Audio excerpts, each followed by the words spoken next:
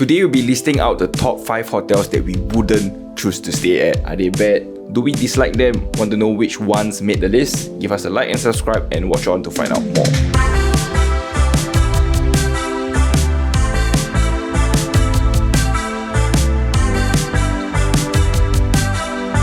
What's up guys, well welcome back to the best hotel review channel, and when it comes to choosing a hotel for your holidays or just simply a staycation, there are many factors to consider.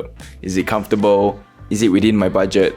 Is it convenient for transport or amenities? If you have watched us before, we would usually recommend to you guys what are our top hotels to stay when you are visiting our lovely country of Singapore, or for Rose is Vietnam lah. And as mentioned at the front of this video, we will be listing the opposite just for the lols. But first, a disclaimer. All hotel prices of the hotels are based on a random day in October, and all our opinions are ours and may differ from person to person. Price may also vary from day to day, so all information provided are to be taken with a pinch of salt. We also do not have any affiliation to any of the hotels mentioned. And if you have any comments, please feel free to comment down below, and let's get started with the video. So for the first hotel is Raffles Hotel Singapore. Yes, you heard that right. Raffles Hotel Singapore, which is a 137-year-old hotel which has stood through time and war, making it one of the most historical sites here in Singapore. Started as a 10-room hotel back in 1887 to housing the king of pop Michael Jackson, to also being featured in the ever-famous Crazy Rich Asian film. The history doesn't just make this hotel even better because its strategic location of being basically near the center of it all. Just only 5 minutes walk to 2 different MRT stations, as well as access to 7 different malls via an underground walkway. However,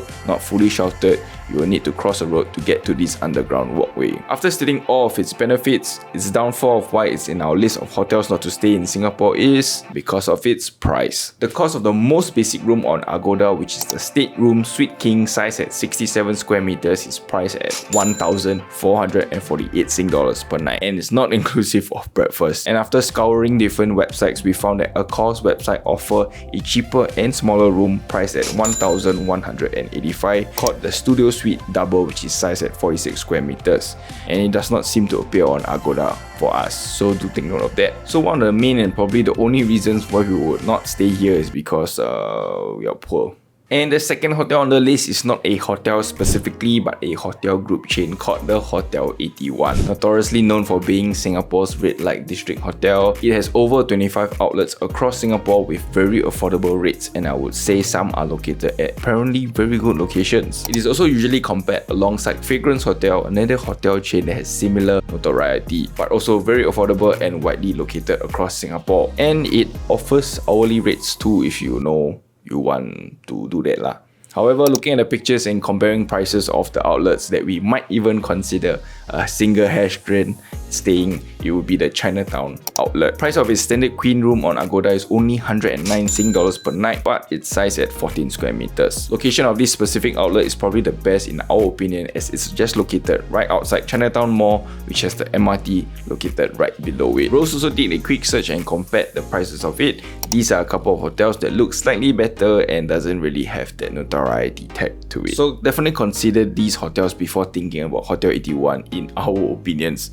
But to be honest, staying there, there's no harm at all.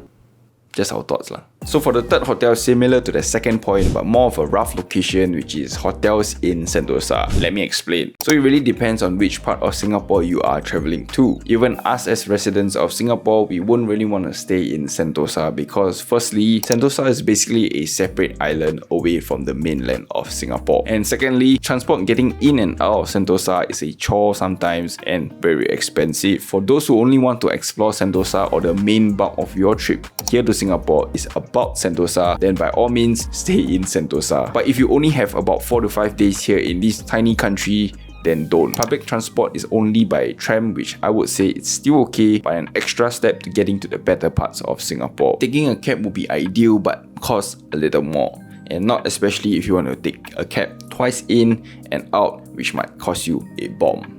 But if you are rich, go ahead. And depending on which hotel you choose, you need to take a shuttle bus to get to the nearest tram station, and also the amenities might not be close to you at all. So the only solution is to get it from your hotel, which also might cost you a leg or an arm or both. And generally, looking at the prices of hotels in Sentosa, the average ranges from about 400 to 500 Sing dollars, and even going up to 1,000, and even the most expensive 17,000 a night for an entire villa. Want to find out more? We actually did a video about Sentosa hotels, which you can check it out right here. And for the next hotel, which is the icon of Singapore, the Marina Bay Sands. Many might be shocked at this option, especially those who don't reside in Singapore. But we as local residents here have heard many things about this iconic hotel here. Yes, it looks great. Yes, it has the best infinity pool overlooking the best view of Singapore. And yes, it might have an awesome restaurant on the rooftop. But if you're willing to pay 1,200 Sing dollars per night for your room, by all means, go ahead.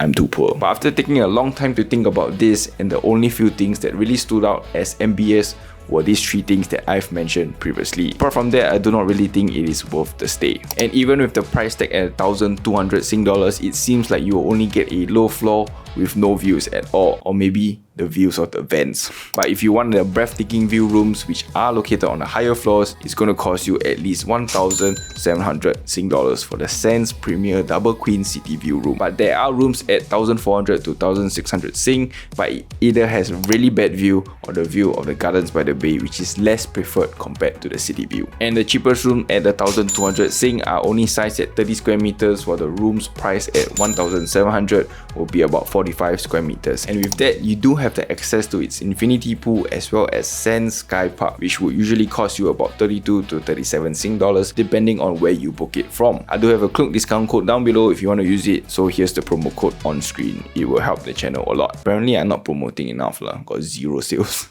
And the last thing and the most ironic thing about this is that it's not really about staying in the hotel, but the view of having MBS in your background. So staying at Marina Bay Sands, the view wise is not the best, as I can definitely say that there are other hotels that provides the same or even better views of Singapore and also the views of Marina Bay Sands.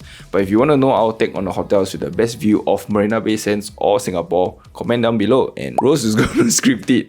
And lastly, Orchard Hotel. As funny as it is, the hotel isn't as famous or iconic as the road itself. It's probably the first few hotels on Orchard Road, hence the name. I get it, the name is in the hotel, but unfortunately, it's not in one of the most prestigious section of Orchard Road. But I do have to mention that our perspective are only from pictures and Google Maps, as we have not stayed here before. Orchard Hotel is located on the tail end of Orchard Road towards Tanglin, which does have a couple of luxury hotels such as St. Regis and the Four Seasons. This area houses many older hotels, though with luxury brands, many in need of a full renovation. The Edition and Artisan Singapore are two new additions to the area. But yes, the main stretch of Orchard I would say is this on the map here, where we have reviewed a couple of them from Yotel, Hilton, Royal Plaza and Marriott Tanks. So to be honest, Orchard Hotel location isn't very ideal, as it's a 15 minutes walk to the MRT without shelter. And taking a look at its pictures, it does look rather cramped with low ceilings and probably a bit too much furniture for our liking, for the signature rooms only lah. But for the premier rooms, it does look rather okay and probably not a guaranteed good view because of how the hotel is positioned and surrounded by higher buildings around it. And in terms of pricing, for the cheapest room, it will cost you 306 Sing dollars per night,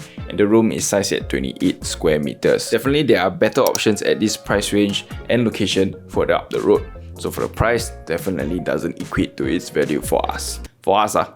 So this is the end of this video. We hope this video has helped you know which hotel you might not want to stay when coming to Singapore. So it's an alternative take on our usual videos where we usually would recommend you guys hotels, but instead the opposite. But with that being said, do take our opinions with a pinch of salt and do double check the reviews and prices of the hotels on your own. We may be wrong, and if we are, comment down below. And lastly, do support this channel if you can, and it will be greatly appreciated. Remember, like, share and subscribe, and we will see you guys in the next video.